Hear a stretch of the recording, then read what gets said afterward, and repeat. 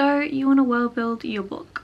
Well, I got your back. Hey Riley besties, it's Anna and today I'm going to be going over exactly how to world build. World building literally is my favorite part of writing any sort of book, especially fantasy. So if you have a lot of ideas, a really big fantasy novel that you really want to write, I am so excited to give you some tips and a rundown on how exactly I world build and the processes and tips and tricks I've learned along the way to ensure that I've kind of covered everything, but not too much to the point where I go down a huge rabbit hole and never come out of and end up like plotting and, you know, world building for 2 years. No. Enough to kind of keep you inspired and learn about the lore of your world that is yet to be created, but also not too much to tip into that predicament. If this helps, definitely subscribe to my channel because it does mean so much. It literally means the world, guys. Please subscribe because it just helps. I love you. So anyways, let's go ahead and get on to how I world build. Okay, so here I have a document that I've dedicated to like planning one of my books, and that of course includes world building.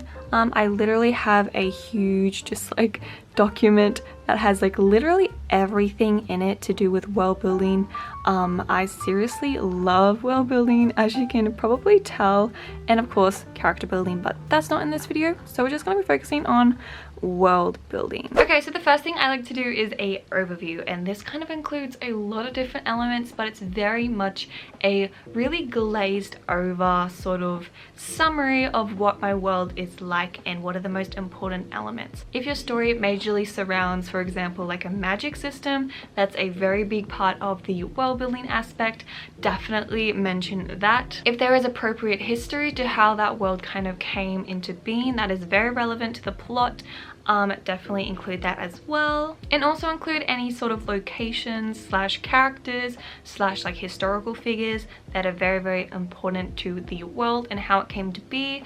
For example, maybe there's a big history part of your world where this particular person kind of caused a big war, or maybe a particular person ended that big war, and then your story actually starts when that war is finished or just finishing. So it's important to, yeah, establish that war that had happened, which has led to the current state of your world. Does that make sense? So yeah, kind of give yourself a little bit of a history lesson, a history rundown of your book and kind of what happened. Of course, as I said, war is such a thing. I don't know, I feel like a lot of my projects kind of start with war as like the main kind of world building aspect in terms with its histories. But if you are struggling to come up with some ideas, definitely maybe think about if a war happened during your book's history. Another thing that could be a really like good standpoint to start at is perhaps like how the magic, or if your story does include magic, like how that magic actually came to be. And it's really interesting if you kind of think about it, like was there always magic? Did magic like appear in the world? Is there good and bad magic? Did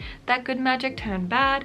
There's a lot of different elements like to think about, and I hope this kind of gives you a little bit of ideas and just kind of like little prompts to kind of think about how your magic system slash world building system kind of came to be. Another prompt can maybe include a historical figure who actually was always thought as a good historical sort of person who like helped a lot of people, who like helped maybe, yeah, stop the war, but in reality they're not actually, you know, who they're supposed to be, and maybe like they impersonated someone, maybe they got assassinated when people think they're still alive, maybe they're still alive when, you know, they thought to be assassinated. Those sort of big ideas of like world history, historical figures, and also magic systems can all be kind of brought down into those really cool, interesting ideas that I just talked about. So maybe think a little bit about that. Next up, we have government slash laws. I think laws are really important in your world because if it's just a world without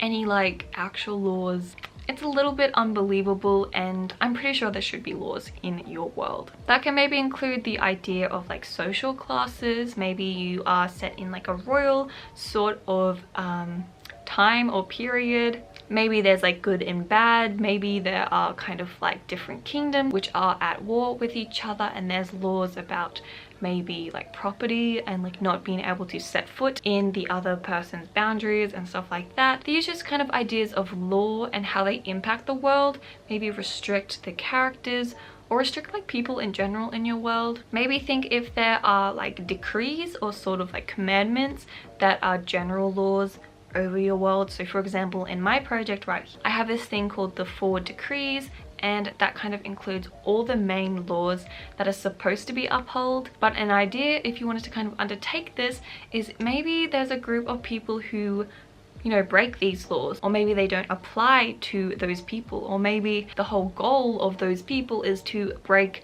these laws. Really just like kind of think about that. And I really do think like government / laws really does impact the world, because when you think about it, like it is a big part of any sort of social civilization. So keep that in mind. Next, I usually have magic as a big overhead sort of heading of like a government and laws, but magic and your magic system is such a big, I feel like it's even like half of your whole world building sort of plan. Similar to laws, there surely are some like limitations to magic. You know how Superman is like weak to kryptonite, like maybe there are some things that kind of make magic immune or just kind of like destabilizes its power. So there are kind of examples of not really social laws, but more like physical, like physics sort of laws, like worldly, physical. You know what I mean. You know what I mean. So maybe just, yeah, try to flesh out the sort of magic, the limitations of it. Maybe it's kind of segregated or like separated into different classes. Maybe there's like levels of magic. Where do people learn this magic? Is it maybe gifted to people by birth, or do they have to go through like a school? Is it based off, yeah, like physical capabilities, like something within, or can you learn this sort of magic such as like spells and learning from books? Stuff like that. So yeah, just flesh that out, summarize it into very swift, good points, and if there is a sort of element that is really integral to the plot, make sure you do just kind of keep that in mind. That's a really good tip, just to kind of help you flesh it out so you have an idea as you write your book, instead of that kind of just flying over your head and forgetting about it when it is actually such a cool sort of idea you had. So just keep that in mind so you can kind of come back to it and be like, oh, that's so cool. I'm so glad I fleshed it out and thought about it so I don't have to think about it now. So yeah, that's a big tip. Next up are places. Places is such a big part of your book, because these are the places that your characters are gonna go to. You know, they should be planned out and like built around your world. And you know, whilst you're also keeping in mind your lore and kind of what your world's history is like, what its setting is like. So like places and setting kind of go hand in hand, but I just usually do the overview of places. This is a really great time to actually come up with ideas for your places' names. I love coming up with names, guys. Literally names of like characters, places, like even my book title. I love just like coming up with really cool names. And of course you can be really creative with this.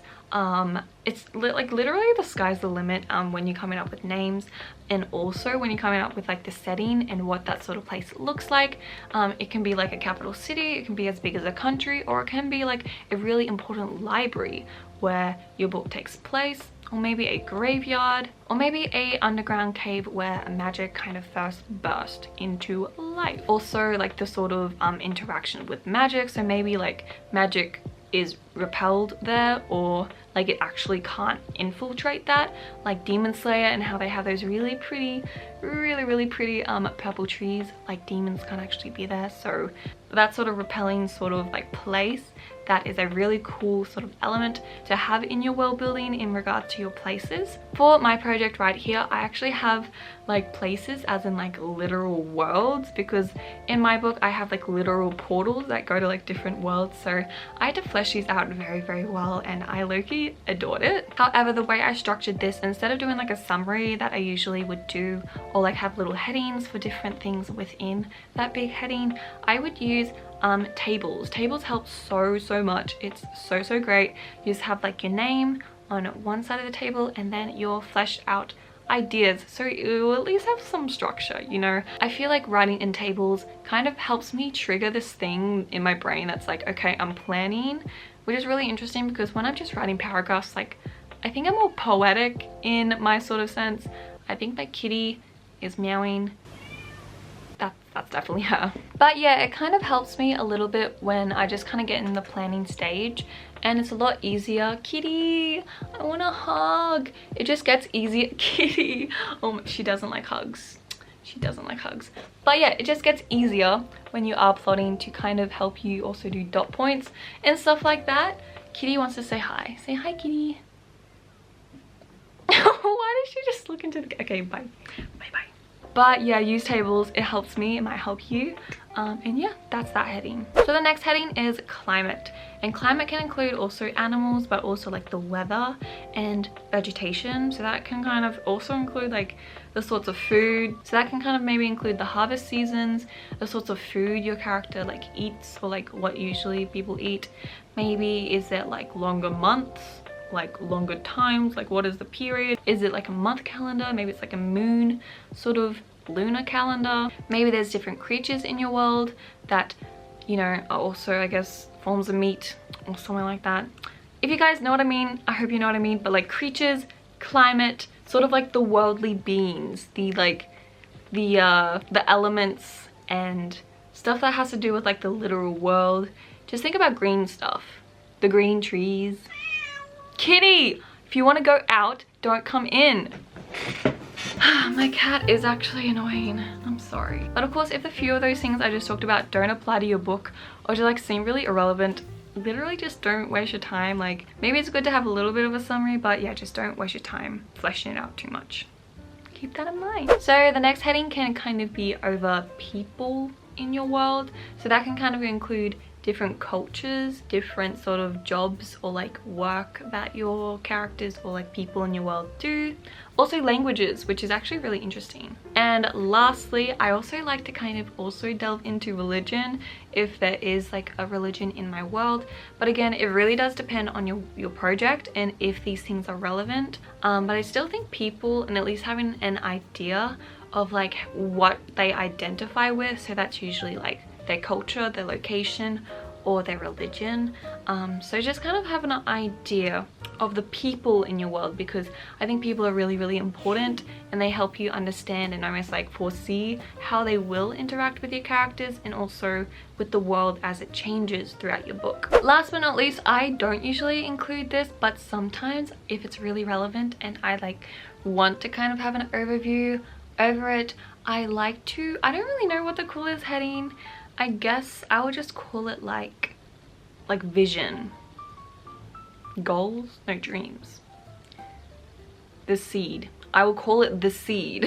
Basically that is like in the world, like what are the expectations, what's like the dreams of every person, like what's the purpose. So in our world, I guess the purpose is to be successful and to have a family and children. In your world, that might look different. It could be maybe to get away from war as far as possible and never ever put your head up. These can be just like little subtle things that's just like an understanding throughout your whole world, but it can also be very specific things. And this can also change depending on your people and where they find their identity in, but also your characters and what their kind of dream for their own life is. And it will be super cool if you can kind of distinguish that with the world's sort of view or like seed or idea that they think is... Why is this video so distracted? But yeah, that's kind of all the headings that I have for you today. Yeah, I know this video was a bit of a mess. I hope it helped though. I hope it kind of just helped you kind of think about what sort of the main elements. I'll have them all right here. But yeah, these are just like the main points. You can literally just do a heading and then like these paragraphs underneath. But yeah, it really doesn't matter how you plan. People plan differently, but this is my sort of world building template that I like to use when writing my book. I hope this maybe helped you gain some ideas for your book. maybe just think a little bit deeper about like your magic system, maybe the people in your world, maybe the settings and places, and just help you kind of get excited for your world, because seriously, world building is so fun. I just feel like that's where my creativity really does blossom and bloom, and it's just like so fun just thinking about it, talking about it, getting ideas and like inspiration from it. If you guys do want a video of like how to gain inspiration slash ideas for your world, definitely comment down below. Also, yeah, I hope you guys enjoyed the video. Definitely please check out my podcast if you guys enjoy that. Definitely let me know, and I hope to see you in my next video. Bye. But I can hear raindrops step dancing on the roof. It's like they're calling out, don't lose your youth, 'cause I can stay inside